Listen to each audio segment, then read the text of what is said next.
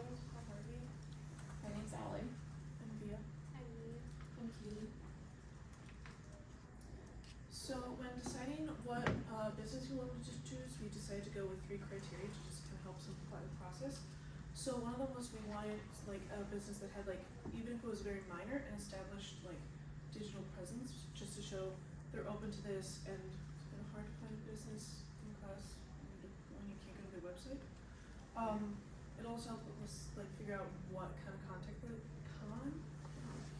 like to post. We also wanted to pick a place that catered to young people. Shockingly, as much as I complain about my knees, I am young. So like having that edge to where we are the target demographic really can help us get an edge on the game. And then lastly, we really wanted to have a business that we were invested in. I think we all pretty much love those centers. They have really good food and drinks. The vibes are really great and the staff is super, super friendly. So that's when we chose them.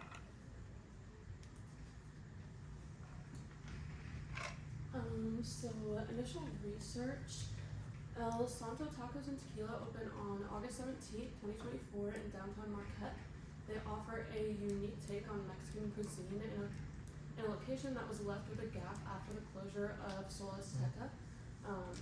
The restaurant is under the same ownership as La Catrina, which already has a strong local presence. El Santo is committed to authenticity with fresh ingredients like hand-squeezed citrus for their margaritas, which they claim to be the best in the Upper Peninsula. Their emphasis on fresh, quality ingredients helps shape the consumer perception of El Santo as an authentic and high-quality dining experience. And in terms of brand identity, the restaurant creates an immersive experience for diners by surrounding customers in an atmosphere that feels authentically Mexican with abundant cultural decor.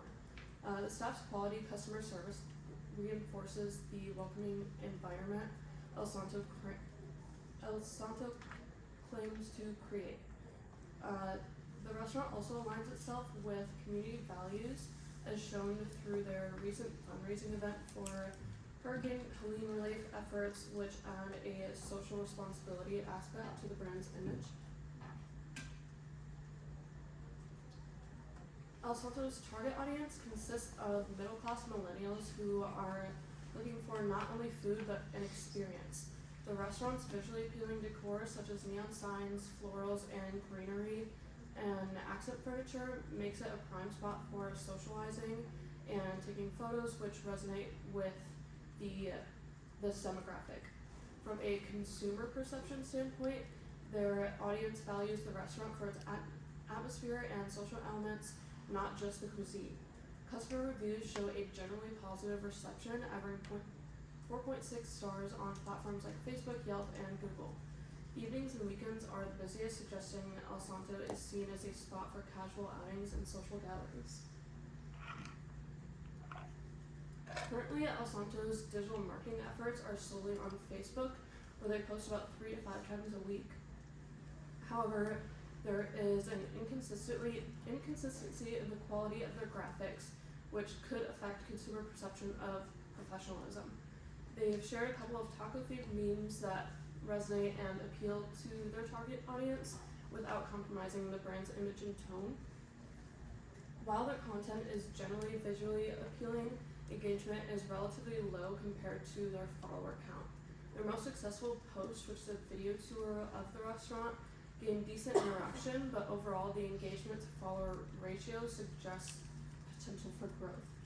There's also a missed opportunity for El Santo to build a presence on platforms like Instagram, which align perfectly with their audience's behavior. Additionally, introducing email marketing could build stronger customer relationships and loyalty.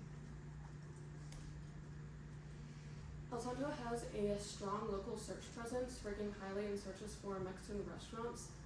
While their Google business profile is accurate, it lacks key elements like the only visible menu on their Google profile is a low-quality image from a customer review, which could diminish their professional image.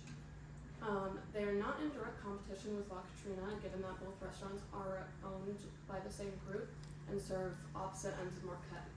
However, there is minor competition from Dia de los Tacos through their, though their inconsistent operations and social media presence reduce the level of threat. And a gap in El Santo's current strategy is their lack of engagement with online reviews, overlooking an opportunity to reinforce their commitment to quality customer service and increase positive consumer perception. There are several opportunities for El Santo to enhance their consumer perception and grow their brand visibility. Developing a website would significantly improve their SEO and provide customers with centralized location for commonly sought out information like their menu and hours. Implementing branded hashtags and utilizing user-generated content can help boost their digital presence. Additionally, paid advertising on platforms like Facebook and Instagram would help them target their audience, millennials more specifically, more effectively. And by integrating more interactive features like stories, polls, and Q&A sessions, El Santo can promote a deeper engagement and gain valuable feedback from consumers.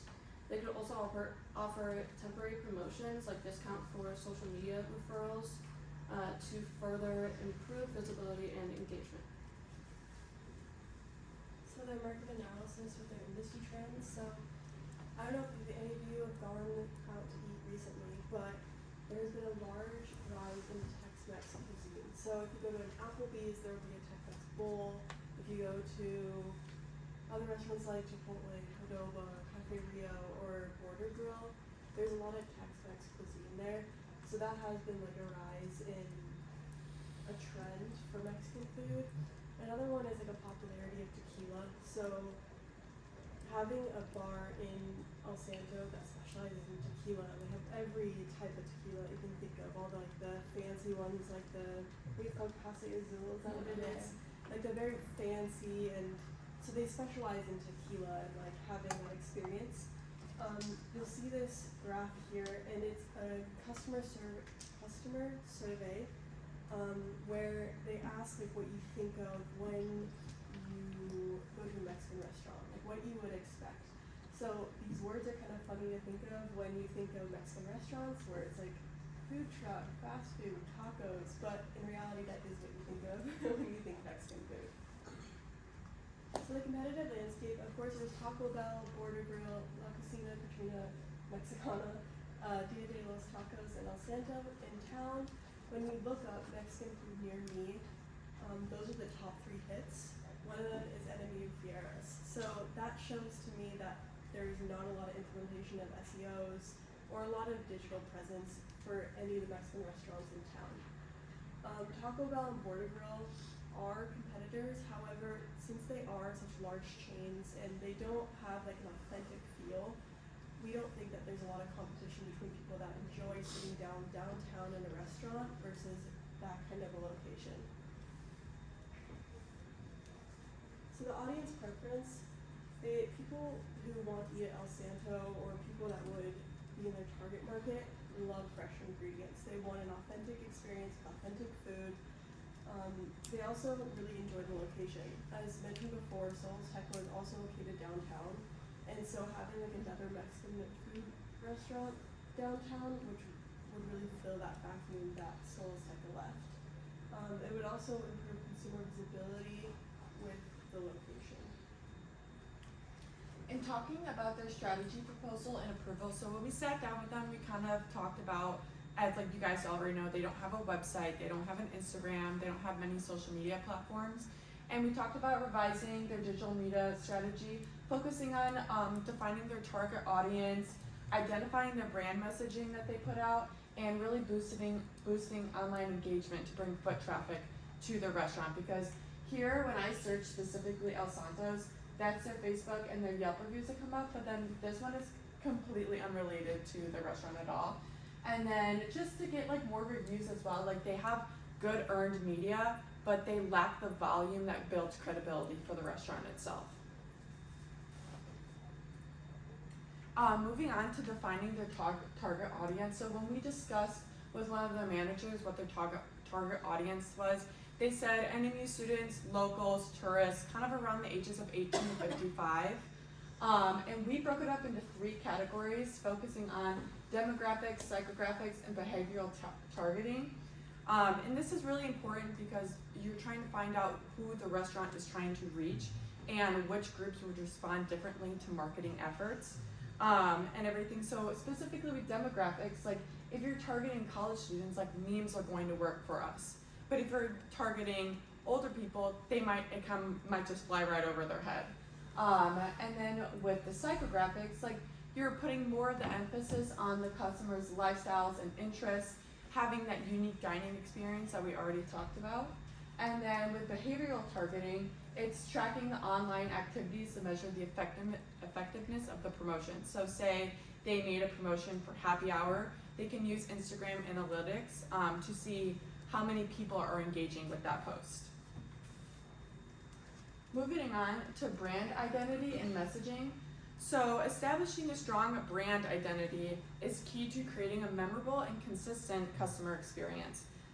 Consistency has to carry into the messaging that the brand promotes.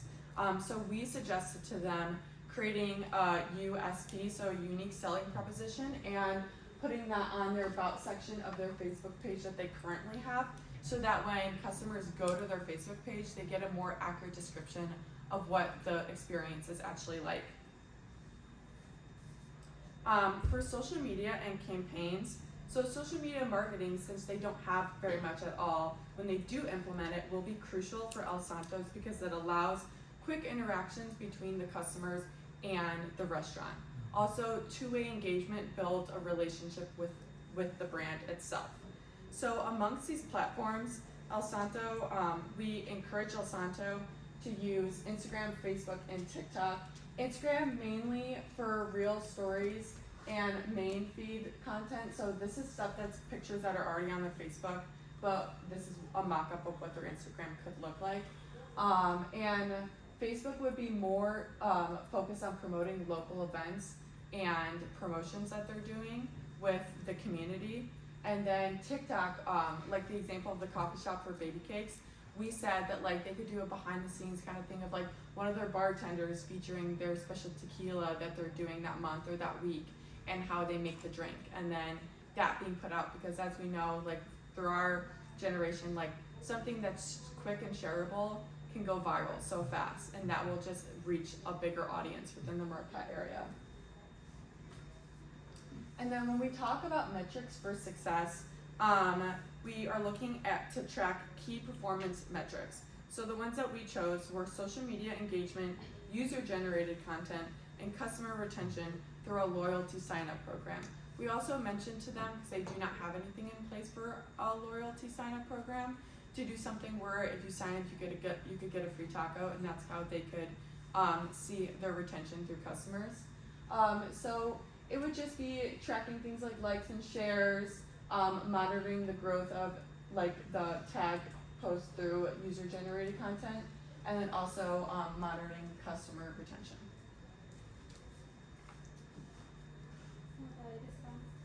Hashtag campaign to promote and encourage customer participation, introduce the unique and memorable hashtag El Santo Eat or El Santo Moment on social media. So this is a mock-up of their budget. So an average local business has 3 to 6% of sales going to marketing, and an average revenue of $72,000. So 5% of like $72,000 would be $3,600. So this would be well below like the average rate, and then that's really on point with them being open recently. This doesn't include things that might become cheaper, like Northern students being able to pitch in with marketing, and that videography and photography is more of like a sometimes it happens, sometimes it doesn't happen. This would be a mock-up timeline of when we would post, what the post would look like, and it would also be cross-content